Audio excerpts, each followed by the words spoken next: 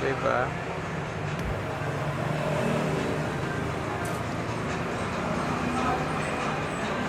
Yun na yung gatas niya. Ah, okay. Wala pang asukal yun.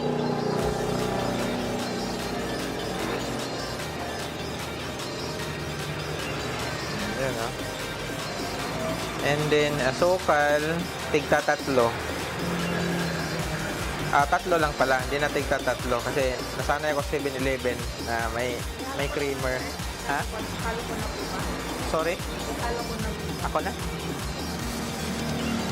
Pero kung okay lang ikaw na. Sige.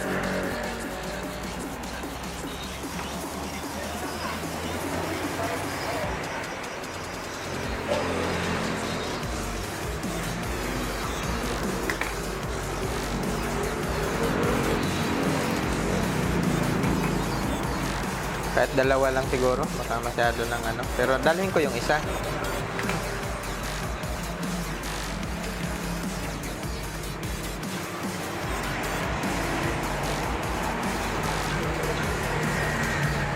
Ayan.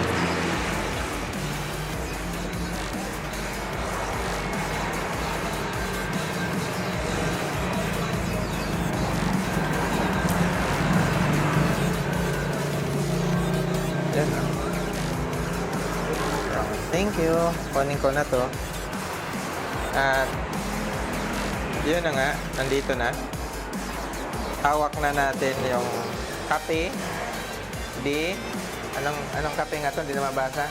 Kape Sinauna. O, yan. Parang pang-apat ko na to dito sa kapihan na to. Yan. Masarap kasi kaya lagi akong bumabalik dito.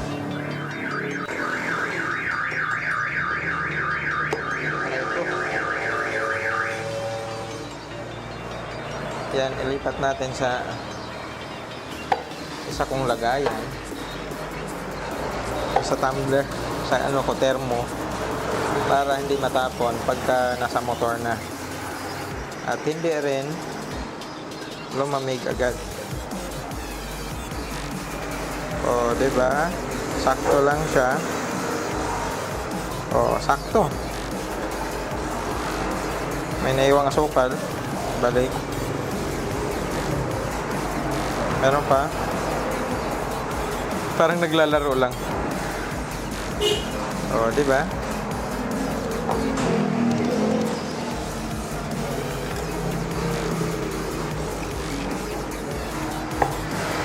Dalhin ko na tong lagayan, te. Akin na to.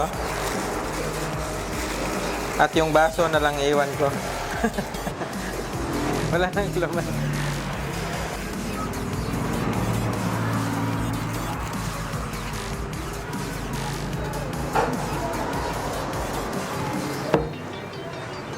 Aray.